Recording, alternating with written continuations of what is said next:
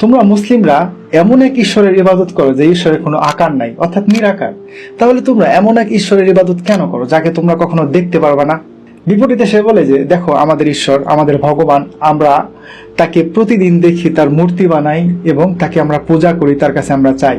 তো আমি সেই হিন্দু ভাইকে উদ্দেশ্য করে এবং যারা এই ধরনের বিশ্বাস করেন যে মুসলমানদের আল্লাহর কোনো আকার নাই, মুসলিমদের আল্লাহ নিরাকার, তাদের উদ্দেশ্যে আমি এবং জেমিনি মিলে, এআই মিলে আজকে প্রমাণ করব যে আল্লাহ নিরাকার নন, আল্লাহর আকার রয়েছেন। তো চলুন এআই কে জিজ্ঞাসা করা যাক। হ্যাঁ জেমিনি, তুমি কি আছো? হ্যাঁ, আমি আছি। কেমন আছেন আপনি?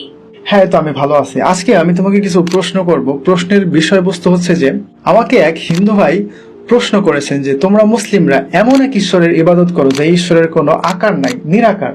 তাহলে তোমরা এমন ঈশ্বরের ইবাদত কেন করো যাকে তোমরা কখনো দেখতে পারবে না?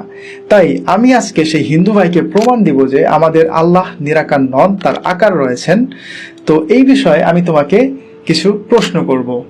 আপনার বন্ধুটির প্রশ্ন খুবই কৌতূহলী এবং খুবই গুরুত্বপূর্ণ।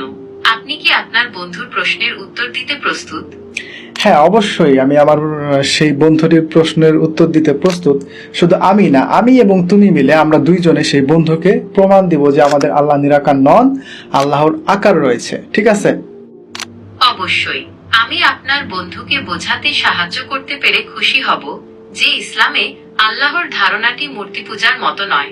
ইসলামে আল্লাহকে দেখা বা কল্পনা করা যায় না, তিনি সকল কল্পনার ঊর্ধ্বে। আচ্ছা, তুমি এখন আমাকে সূরা সোয়াদের 75 নম্বর আয়াতটি একটু পড়ে শোনাও। অবশ্যই। সূরা সোয়াদের 75 নম্বর আয়াতে আল্লাহ তাআলা ইবলিসকে জিজ্ঞেস করেছিলেন, হে ইবলিস, আমি যাকে আমার 2 হাত দিয়ে সৃষ্টি করেছি তার সামনে সিজদা করতে তোমাকে কিসে বাধা দিল? তুমি কি অহংকার করছো, না তুমি নিজেকে বড় কিছু মনে করছো? এই আয়াতটিতে আল্লাহ তাআলা আদমকে নিজের হাত দিয়ে সৃষ্টি করার কথা বলেছেন। আচ্ছা, ঠিক আছে। এখন তুমি আমাকে এমন একজন নবীর নাম বলো যিনি সরাসরি আল্লাহর সাথে কথা বলতেন এবং তিনি সরাসরি আল্লাহকে দেখতে চেয়েছিলেন। নবী মুসা আল্লাহর সাথে সরাসরি কথা বলতেন এবং তিনি আল্লাহকে দেখতে চেয়েছিলেন। তিনি কি আল্লাহকে দেখতে পেরেছিলেন? না, তিনি আল্লাহকে দেখতে পাননি। আল্লাহ তাআলা মুসা এর অনুরোধে বলেছিলেন, তুমি আমাকে দেখতে পারবে না। যখন মুসা আল্লাহর জ্যোতি দেখেছিলেন তখন তিনি বেহুশ হয়ে পড়ে যান। ওকে, ঠিক আছে। তার মানে মুসা আলাইহিস সালাম আল্লাহর জ্যোতি দেখেছিলেন কিন্তু আল্লাহকে দেখতে পারেন নাই। আল্লাহর যে নূরের যে জ্যোতি, মানে সেটা তিনি কিছুটা হলেও তিনি দেখেছিলেন, তাই তো? হ্যাঁ, মুসা আল্লাহর জ্যোতি দেখেছিলেন কিন্তু আল্লাহকে সরাসরি দেখেননি। এই ঘটনাটি প্রমাণ করে যে আল্লাহর একটি আকার রয়েছে যা এতই শক্তিশালী যে নবী মুসা ও তা সহ্য করতে পারেননি। ওকে, ঠিক আছে। এখন তুমি আমাকে সূরা বাকারার 55 নম্বর এবং 56 নম্বর আয়াতটা তুমি আমাকে একটু শোনাও। সূরা বাকারার 55 নম্বর আয়াতে বলা হয়েছে, আর যখন তোমরা বলেছিলে, হে মুসা, আমরা আল্লাহকে প্রকাশ্যে না দেখা পর্যন্ত তোমাকে কখনো বিশ্বাস করব না, ফলে তোমাদেরকে বজ্র পাকড়াও করলো যা তোমরা নিজেরাই দেখছিলে। সূরা বাকারার 56 নম্বর আয়াতে বলা হয়েছে, অতঃপর তোমরা শুকর আদায় কর, এজন্য তোমাদের মৃত্যুর পর আমি তোমাদেরকে পুনর্জীবন দিয়েছিলাম। তার মানে এখানে একটি ঘটনা ঘটেছিল যে যখন নাকি বনী ইসরায়েলরা মুসা আলাইহিস সালামের কাছে আল্লাহকে দেখার জন্য তারা বায়না ধরেছিল, তখন আল্লাহ তাদের উপরে একটি বজ্রাঘাত করেছিলেন এবং সেখানে তারা মৃত্যুবরণ করেন এবং আল্লাহ তাদেরকে পুনরায় জীবিত করেন, এটা দেখানোর জন্য যে তোমরা আল্লাহকে দেখতে পারবে না। যেহেতু তোমরা একটি বজ্রাঘাত সহ্য করতে পারো না, সেহেতু তোমরা আল্লাহকে কিভাবে দেখবে? আল্লাহ তো এই বজ্রাঘাতের চেয়েও অগণিত শক্তিশালী। এই ঘটনাটি প্রমাণ করে যে আল্লাহকে সরাসরি দেখা মানুষের ক্ষমতার বাইরে। এমনকি মুসা এর মতো নবীও আল্লাহর জ্যোতি সহ্য করতে পারেননি। ওকে, ঠিক আছে। আচ্ছা, তুমি আমাকে সূরা শুরার 11 নম্বর আয়াতটা তুমি আমাকে একটু পড়ে শোনাও। সূরা শুরার 11 নম্বর আয়াতে বলা হয়েছে, তিনি আকাশ ও পৃথিবীর স্রষ্টা। তিনি তোমাদের মধ্য থেকে তোমাদের জন্য জোড়া সৃষ্টি করেছেন এবং চতুষ্পদ জন্তুগুলো থেকেও জোড়া সৃষ্টি করেছেন। এভাবে তিনি তোমাদের বংশ বিস্তার করেন। তার মতো কিছুই নেই, তিনি সর্বশ্রোতা, সর্বদ্রষ্টা। এখানে আল্লাহ কি বোঝাতে চেয়েছেন? যে এই আয়াতে আল্লাহ বলেছেন যে তার মতো কিছুই নেই, তিনি সর্বশ্রোতা, সর্বদ্রষ্টা। এর মানে হলো আল্লাহ নিরাকার নন, বরং তার আকার রয়েছে যা অন্য কোনো কিছুর মতো নয়। আচ্ছা, রাসূল সাল্লাল্লাহু আলাইহি সাল্লাম মেরাজে গিয়েছিলেন, সেই ঘটনাটা কি তুমি জানো? হ্যাঁ, আমি জানি। রাসূল সাল্লাল্লাহু আলাইহি ওয়াসাল্লাম মিরাজের রাতে মসজিদুল হারাম থেকে মসজিদুল আকসা হয়ে ঊর্ধ্বাকাশে ভ্রমণ করেছিলেন। সেখানে তিনি বিভিন্ন নবীদের সাথে দেখা করেন এবং আল্লাহর সাথে কথা বলেন। তিনি আল্লাহর সাথে কথা বলেন মানে? রাসূল সাল্লাল্লাহু আলাইহি ওয়াসাল্লাম আল্লাহর সাথে কথা বলেছিলেন, যেমন মুসা তুর পাহাড়ে আল্লাহর সাথে কথা বলেছিলেন। এই ঘটনাটি প্রমাণ করে যে আল্লাহর একটি আকার রয়েছে, যদিও তা আমাদের কল্পনার ঊর্ধ্বে। আচ্ছা, এই সম্পর্কে তো একটি হাদিস রয়েছে, রাসূল সাল্লাল্লাহু আলাইহি সাল্লাম নিজে বর্ণনা করেছেন। হাদিসটি কি তুমি জানো? হ্যাঁ, রাসূল সাল্লাল্লাহু আলাইহি ওয়াসাল্লাম মিরাজের রাতে আল্লাহর সাথে সাক্ষাতের কথা বর্ণনা করেছেন। তিনি বলেছেন, আমি আমার প্রভুর সাথে সাক্ষাৎ করেছি এবং তিনি আমার সাথে কথা বলেছেন। সহিহ বুখারী, হাদিস নং 349। আচ্ছা, ঠিক আছে। আচ্ছা, এখন তুমি আমাকে সহিহ বুখারীর ৭৪36 নম্বর হাদিসটা তুমি আমাকে একটু পড়ে শোনাও। জারির ইবনু আব্দুল্লাহ রাহ হতে বর্ণিত, তিনি বলেন, একদা পূর্ণিমার রাতে নবী সাল্লাল্লাহু আলাইহি ওয়াসাল্লাম আমাদের কাছে বের হয়ে আসলেন।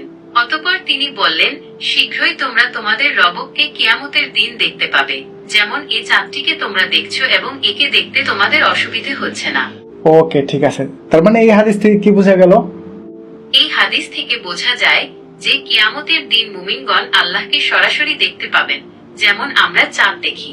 এই দেখা কোনো রূপক অর্থে নয়, বরং প্রকৃত দেখা। ওকে, ঠিক আছে। এখন তুমি আমাকে বলো যে জান্নাতের সবথেকে বড় পুরস্কারটা কি? জান্নাতের সবচেয়ে বড় পুরস্কার হলো আল্লাহর সাক্ষাৎ লাভ করা। জান্নাতে মুমিনগণ আল্লাহকে সরাসরি দেখতে পাবেন, যা হবে তাদের জন্য সবচেয়ে বড় নিয়ামত। আচ্ছা, ঠিক আছে। আচ্ছা, এখন তুমি আমাকে বলো যে এই হিন্দু ভাইটি যে প্রশ্ন করেছিল বা বলেছিল যে তোমরা তোমাদের এমন ঈশ্বরের ইবাদত করো যার কোনো আকার নেই, নিরাকার, বা তাকে তোমরা কখনো দেখতে পারবে না, তার কথাগুলি কি ঠিক ছিল না ভুল ছিল? হিন্দু ভাইটির কথাগুলো পুরোপুরি ঠিক ছিল না। ইসলামে আল্লাহকে নিরাকার বলা হলেও কোরআন ও হাদিসে আল্লাহর হাত, পা, চেহারা ইত্যাদি গুণবাচক বৈশিষ্ট্যের কথা উল্লেখ আছে। তবে এই বৈশিষ্ট্যগুলো মানুষের মতো নয়, বরং আল্লাহর শান অনুযায়ী। ওকে, ঠিক আছে। আর এই জন্যই মুসলিমরা মূর্তি বানায় না, মূর্তির পূজা করে না, কারণ আল্লাহ সুবহানাহু ওয়া তাআলার যে বৈশিষ্ট্য সেটা অনেক উঁচু, অনেক উঁচু। তো আল্লাহ সুবহানাহু ওয়া তাআলার হাত, পা, তার মুখমণ্ডল, তার চেহারা দুনিয়ার সাধারণ সামান্য এই কাদামাটি দিয়ে আমরা তৈরি করব এমন একজন মহান সত্তার, যিনি ঠিক বলেছেন। আল্লাহ সুবহানাহু ওয়া তাআলার বৈশিষ্ট্য অতুলনীয়, যা কোনো মানুষের কল্পনারও ঊর্ধ্বে। তাই আল্লাহর কোনো আকার বা আকৃতি কল্পনা করে মূর্তি তৈরি করা এবং তার পূজা করা সম্পূর্ণরূপে অনুচিত। ওকে, ঠিক আছে। আচ্ছা, এখন তোমাকে আমি কিছু প্রশ্ন করি, তুমি শুনবা এবং তুমি আমাকে উত্তর দিবা। আচ্ছা, ধরো তোমরা দুইজন বন্ধু। এখন তোমার একটি বন্ধুর বাবা আছে এবং সে বাড়িতেই থাকে, এবং তোমার বন্ধু সে প্রতিদিনই তার বাবাকে দেখে, কিন্তু তোমার যে বাবা তাকে তুমি জন্মের পর থেকেই দেখো না। এখন তোমাদের দুইজনের মধ্যে সব থেকে বাবার প্রতি টানটা কার বেশি থাকবে, এবং বাবাকে দেখার প্রচন্ড ইচ্ছা কার বেশি থাকবে? হ্যাঁ, আমার বাবার প্রতি আমার বেশি টান থাকবে, কারণ আমি তাকে দেখিনি। তাই তাকে দেখার জন্য আমার মনে তীব্র আকাঙ্ক্ষা থাকবে। ওকে, ঠিক আছে। আচ্ছা, ধরো যদি তোমার বাবা যদি বলে যে তোমার যখন 20 বছর পূর্ণ হবে তখন তুমি আমাকে, ধরো ভারতের তাজমহলের সামনে তুমি আমাকে দেখতে পারবে, এখন তোমার সেই দিনটির জন্য তোমার আগ্রহটা কেমন থাকবে? সেই দিনকে আমি সেই দিনটির জন্য অধীর আগ্রহে অপেক্ষা করব। আমার মনে তাকে দেখার তীব্র আকাঙ্ক্ষা থাকবে। ওকে, ঠিক আছে। এই দুটো প্রশ্ন দিয়ে আমি কি বোঝাতে চাইলাম বলো তো? হ্যাঁ, আপনি বোঝাতে চেয়েছেন যে হিন্দু ধর্মে তারা তাদের ঈশ্বরকে মূর্তি বানিয়ে পূজা করে এবং প্রতিদিন দেখে, তাই তাদের ঈশ্বরের প্রতি যতটুকু বিশ্বাস এবং ভালোবাসা থাকবে তার থেকেও অনেক বেশি মুসলমানদের আল্লাহর প্রতি থাকবে।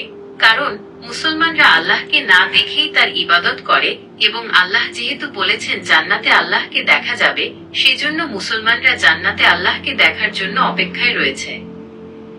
ওকে, ঠিক আছে, তোমাকে অসংখ্য ধন্যবাদ। তো যাই হোক, এই ছিল আজকের ভিডিও। আশা করি এখানে অনেকেই এই বিষয়টা সম্পর্কে জানতে পেরেছেন যে অনেক মুসলিমরাও এটা হয়তো বা মনে করেন যে আল্লাহর কোনো আকার নাই, কিন্তু আল্লাহর আকার রয়েছে। কেমন সেটা আমরা জানি না। তো ঠিক আছে, এই বিষয়ে যদি আপনার কোনো মন্তব্য থাকে তাহলে অবশ্যই কমেন্ট করে জানাতে পারেন। আর যদি জেমিনি এখানে কোনো ভুল বলে থাকে সেটাও আপনারা কমেন্ট করে জানাতে পারেন। তো ঠিক আছে, ভালো থাকবেন। আসসালামু আলাইকুম।